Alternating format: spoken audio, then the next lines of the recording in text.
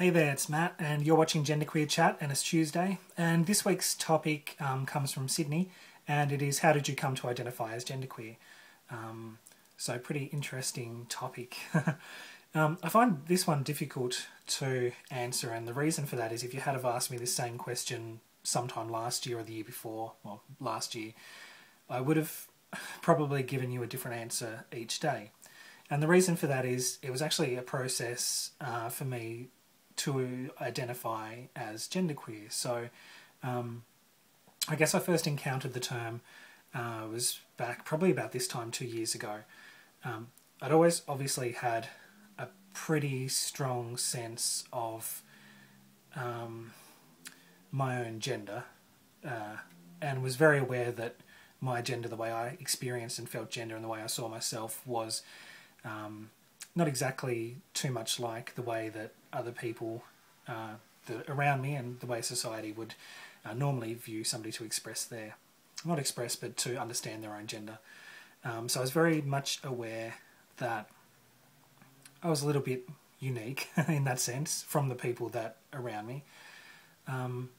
But I didn't really have any kind of awareness at all about transgender identities, or had never really challenged the gender binary, had never really thought about gender other than really simplistic terms like I couldn't quite understand why there was differences between girls and boys, why girls in my eyes had more advantages or were able to do more things that I naturally thought that I would like to do or felt more akin to.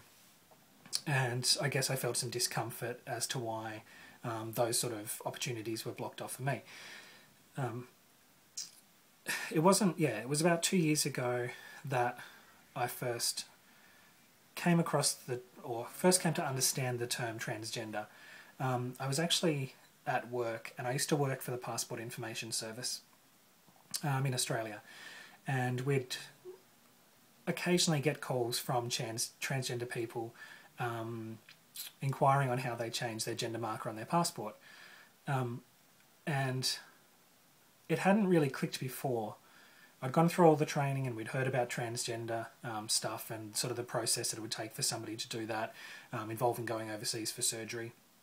I'd probably spoken to transgender people on the phone and had discussed those things with them, and I was actually a trainer as part of my role, and so I would have actually delivered training that had mentioned transgender people and experiences. But I guess I'd never made any kind of connection between that term and myself, whether that was a conscious thing not to, or maybe it just wasn't the right time. But I really had very little understanding about the trans community, trans culture, what it is to be a transgender person. I guess I probably, if I had a thought about it, I probably would have equated it to maybe more of the sort of transvestite or cross-dressing sort of experience, or maybe more of a strictly transsexual experience, which I myself didn't identify as with. So anyway, this one particular day at work, I took a call from a transgender person asking about how to change their gender marker on their passport. And while I was talking to them, something just clicked. And I guess it was just the right time in my life. I'd been through a few experiences. I was really focused on myself and sort of discovering myself around that time. And yeah, something just clicked while I was on this call, and I turned to the person next to me, who was a very close friend and is my current housemate, and said, "Did I ever tell you that's like me?" And she's like, "What?" And I explained that I was speaking to a transgender caller. Basically that night I went home, jumped on Wikipedia and looked up transgender, read everything I could on that page, and along that and I was thinking, yeah, that's me. Like I had felt like at various stages in my life that I was, and the way I conceptualized it back then was that I was maybe supposed to be born a girl, or I was a girl trapped in a man's body. That sort of transgender, transsexual narrative kind of thing, I guess. And that's how I saw it. So the word transgender, the term transgender as an umbrella term, clicked with me and resonated with me. Some of the other terms that I encountered that day were things like transsexual and genderqueer. And at first I was intrigued by the term genderqueer. I was like, what is this? What does this mean? But I guess it was probably the association with the word queer, which I didn't relate to at the time, as well as not really having any knowledge or had never met anyone who was transgender as far as I knew. had no real experience that. I also didn't have any kind of understanding or connection with the queer community, which was really odd because at the same time I was finding that my attractions to people were definitely changing. And I didn't identify it at the time, but I was definitely finding myself attracted to people who were on a more broader section of like the sexual I was finding myself more attracted to people who would identify as lesbians. I didn't quite understand why. I didn't really understand that that's what was happening. And what I failed to realise was that I had actually started to identify differently in myself, what I was attracted to, what I was after, and how I perceived myself. But I hadn't really untangled that and thought of it in a really gendered way. Anyway, so I saw genderqueer. It didn't really click with me because of the queer component in the term. And I kind of left it at that. So I really got into thinking about myself as transgender, identifying that way, doing lots of research and reading about transgender issues, and that fit. There was also always kind of a misfit as well, though, because I guess I had in my brain, well, I see transgender as an umbrella term that encompasses a lot of non-normative or non-binary gender identities. I guess I still had that little thing in the back of my head that a transgender person is a transsexual, so somebody who was born in one body as one sex and wishes to transition to the other one. I didn't feel a lot of congruency with that. I did think about what it would be like to medically transition, hormones, all that sort of stuff, and I really thought about that hard for, I guess, really intensely for a good 6 to 12 months. And during that time it was really confusing because I was swinging between thinking about this and what does transgender mean to me, and am I transgender in that sense? Am I able to define my own version of transgender? And all the while this term genderqueer was popping up as well. I think it was when I first started watching GenderqueerChat, and there was a video that, or a topic that the people at that time addressed, which was about gender gumbies. So the idea of mapping out your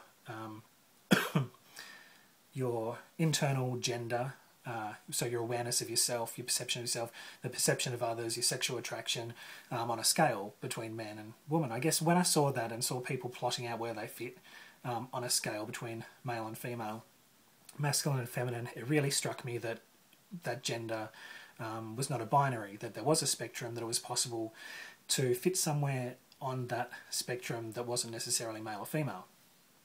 So that was really the first thing that clicked, and I sort of revisited the term genderqueer and kind of got more into that.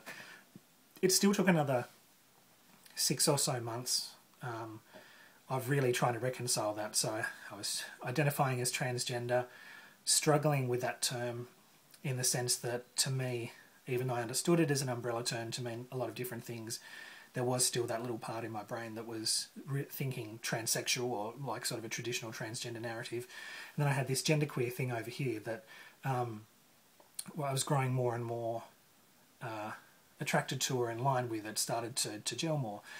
Then when I actually started hanging out more with queer people, so I started to go to like gay nightclubs because I was starting to make a lot of lesbian friends, and I was starting to I guess, look around, as I said in another video, look around at other people to try and find where my idea of my gender was represented. And I did see that in a lot of lesbian identified people. So as I started getting more involved in the queer community, I let myself start to experiment more with gender. So I'd go there and I felt really neutral, like I didn't particularly feel male, I didn't feel female, and was just letting myself experience things in a different way. And as that was happening, more and more I started to align more with this term of genderqueer. So there was a lot of bouncing back. There was lots of, not just bouncing between male and female, but bouncing between transgender and genderqueer as if they were some, like, binary options as well, which of course they aren't. But yeah, it was confusing, and one day I would be happy to identify as genderqueer. The next I would probably identify more as transgender. And it was, a process of working through those things and seeing where I fit in those terms individually as well as together and opposed to each other. I think probably the clincher when I finally decided, yes, genderqueer is the right term for me, that's how I fit in, is when I went to my first transgender support group.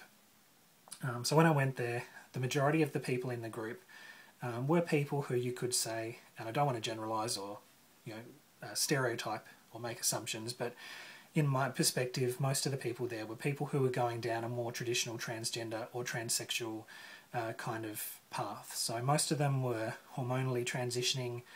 They were talking about medical transition. They were talking about therapy and where to go to find out information like that. And I found that their concerns and their stories were a lot different to mine.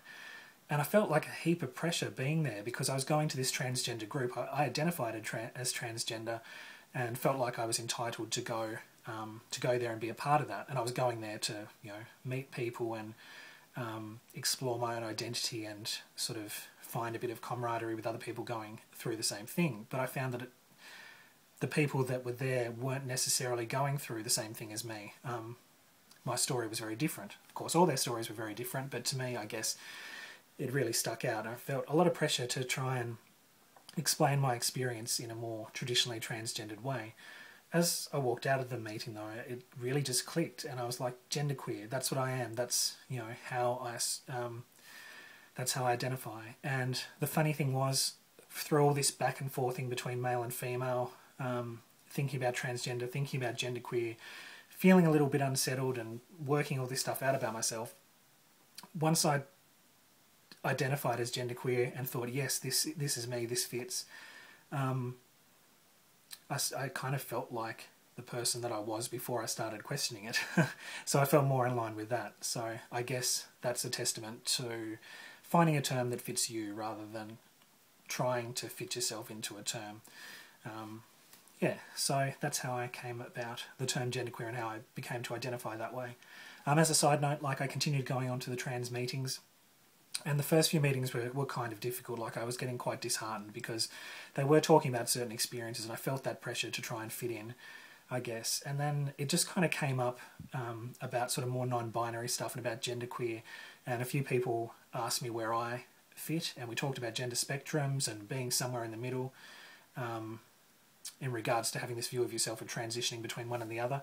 And people started to get it, and we really started to explore it in the group, and that was really cool. So I kind of found my genderqueer voice through that experience. But yeah, it did take me quite a long time to really commit to the identity of genderqueer. And now that I have, I don't think I'd ever look back. I still identify as trans in the broad umbrella term, but yeah, genderqueer is much more of a fit of how I see myself and how I've always seen myself, even though I didn't know that term or didn't really understand it. But yeah, anyway, I hope you found that interesting. Look forward to seeing everyone else's videos this week, and I'll catch you later. Bye.